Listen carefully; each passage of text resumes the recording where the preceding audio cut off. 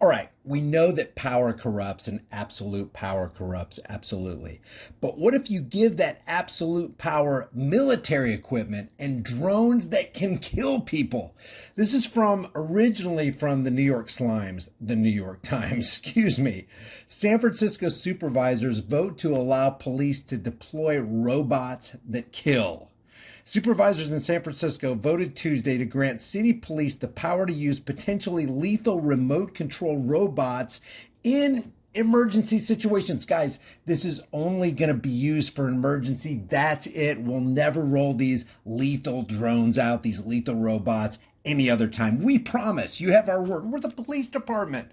Would we ever lie to you? No, we wouldn't do that. Following an emotionally charged debate that reflected divisions on the politically liberal board over support for law enforcement. The vote was 8-3, with the majority agreeing to grant police the option despite strong opposition from civil liberties and police oversight groups. So you got a whole bunch of people saying no. I don't think it's a good idea to give the police this kind of power where they're going to have lethal robots. And guys, it's not going to be the robots killing people. It's going to be people who are manning the robots that are killing people. It's kind of like, drones in Afghanistan aren't killing people. It's the drone pilots in Afghanistan who turn their minds off. They suspend their critical thinking. They just become order followers, and they just conform to what the higher ups tell them to do. Hey, push that button. Take our word for it. This is an insurgent right here, and we got to get rid of him. Okay, Sarge, we'll do it. Opponents said the authority would lead to the further militarization of a police force already too aggressive with poor and minority communities. They're too aggressive with everyone. Like I've said time and time again, the problem in police departments is not racism, it's authoritarianism. When power goes to their head and they start power tripping, we're all in danger. We all got to watch out for each other, not just for the minorities, but everybody.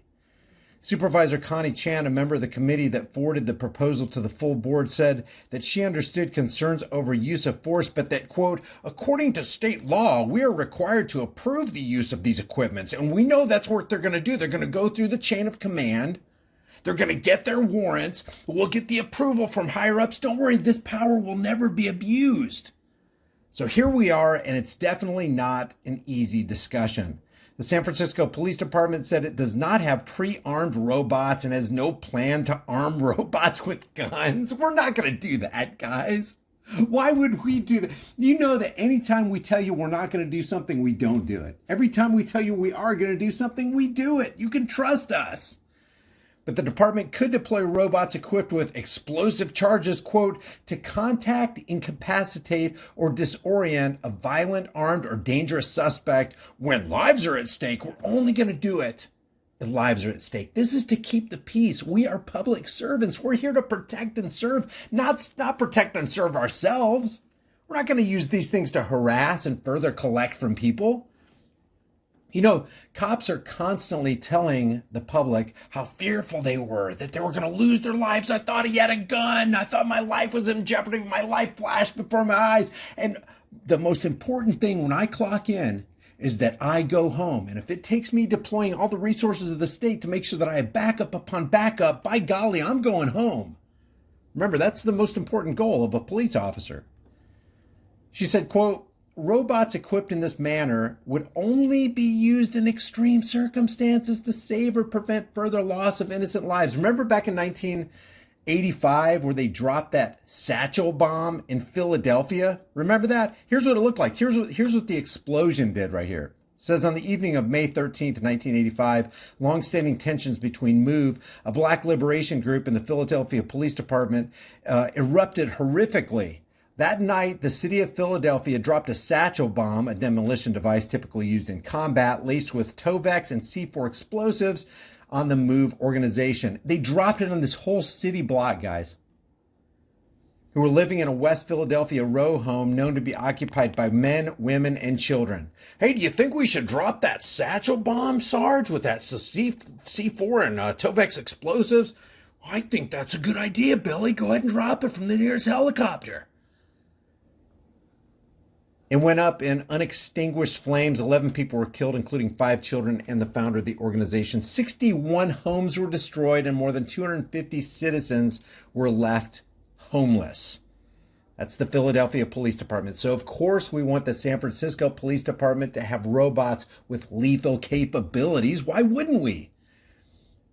Supervisors amended the proposal Tuesday to specify that officers could deploy robots only after using alternative force or de-escalation tactics, and we know how good local police departments are at de-escalating, especially when they see a guy on a street corner on a public sidewalk with a camera. They're really good at de-escalating then. Man, they go ballistic.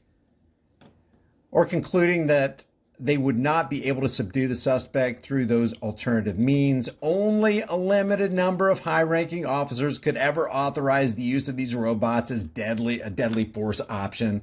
San Francisco police currently have a dozen functioning ground robots used to assess bombs or as eyes in low visibility situations. The department says they were acquired between 2010 and 2017, and not once have they been used to deliver an explosive device.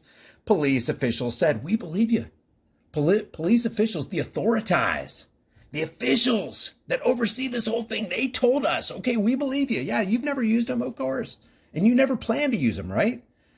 But explicit authorization was required after a new California law went into effect this year, requiring police and sheriff's departments to inventory military-grade equipment and seek approval for its use. It's alarming to know that they have military-grade equipment to inventory.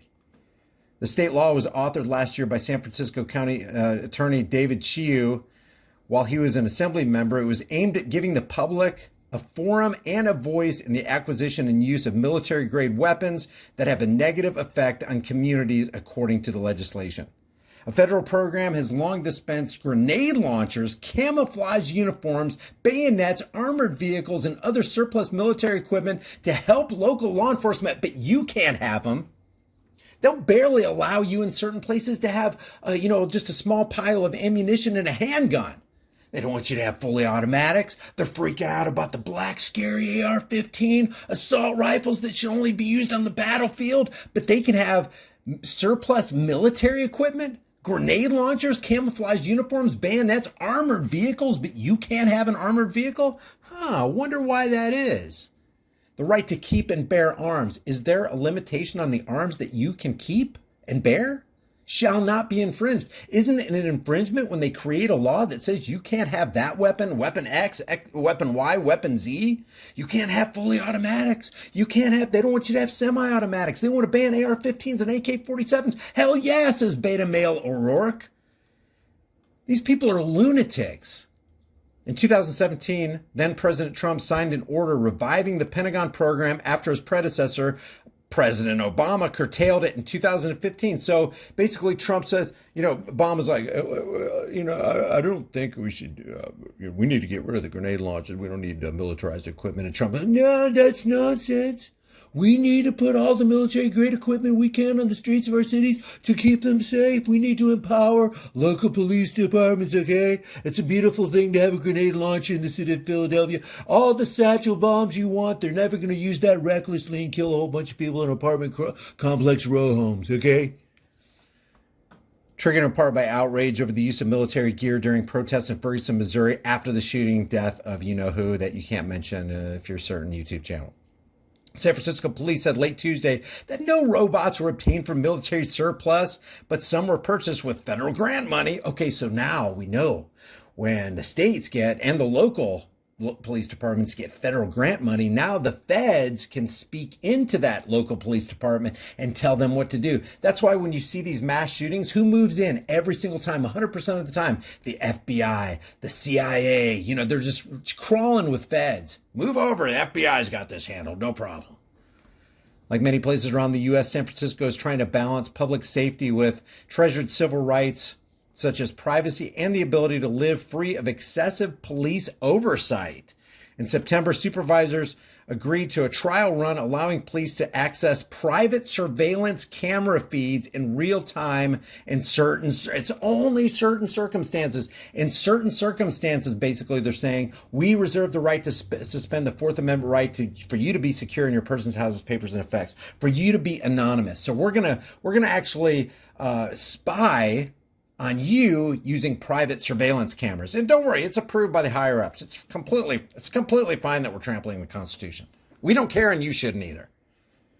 Debate on Tuesday ran for more than 2 hours, with members on each side accusing the other of reckless fear-mongering. Supervisor Raphael Mandelman, who voted in favor of the policy authorization, said that he was troubled by rhetoric painting the police department as untrustworthy. Police departments untrustworthy and dangerous? You've got to be kidding. Come on. Where in the history of mankind have police departments been untrustworthy and dangerous? I've never heard of it. He says, I think there's larger questions raised when progressives and progressive policies start looking to the public like they're anti-police. I think that it's bad for progressives. I think it's bad for this Board of Supervisors. I think it's bad for Democrats nationally, even though it's, I don't know, it's probably true. Board President Shaman Walton, who voted against the proposal, pushed back, saying that it made him not anti-police, but pro-people of color. Let's just drop this. Let's drop this race thing. If you're for freedom, it doesn't matter. You're for freedom for majorities. You're for freedom for minorities. You're for freedom of black people, white people, Hispanic people, Asian people. It doesn't matter. This whole thing is about freedom.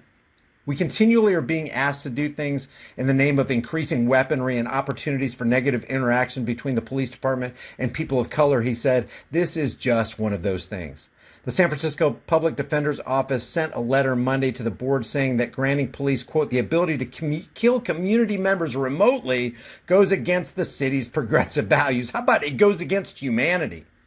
Again, the thing that I said at the very beginning of this video, power corrupts and absolute power corrupts absolutely. How much worse is it if you have a corrupt, power-hungry police department now in control of remote robots that have the ability to kill citizens? Like that.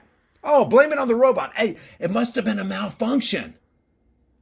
The office wanted the board to reinstate language barring police from using robots against any person in an act of force. On the other side of the San Francisco Bay, the Oakland Police Department dropped a similar proposal after public backlash. Well, good for them. Good for them. And look, check this last paragraph out. The first time a robot was used to deliver explosives in the U.S. was in 2016 when the Dallas Police Department sent an armed robot that killed a hold-up sniper who had slain 5 officers in an ambush, which they'll use as justification for, see, look how good it is. This guy killed 5 officers in an ambush, so he had to be taken out. So we had to use a robot. Look, this is our justification to get this out in the street so we can use this thing against people. This is crazy business. Stuff that's going on is absolutely loony, and one of the last things you want to do is give people who already have power, who are already drunk on their own authority, even more power, even more lethal force, even more military equipment. If you guys haven't done so already, subscribe to this channel, hit the bell notification icon, give it a thumbs up, share it with everybody you know. Don't forget to subscribe to my private email list through my website, highimpactflix.com. If you want to support this channel further, grab a hard-hitting conversation starting design that you can put on any shirt, hoodie, mug, whatever you want, or you want to do Cash App, buy me a coffee, or whatever to keep this channel going. I really appreciate it, and I'll see you guys in the next video. Subscribe for more tyranny-busting content.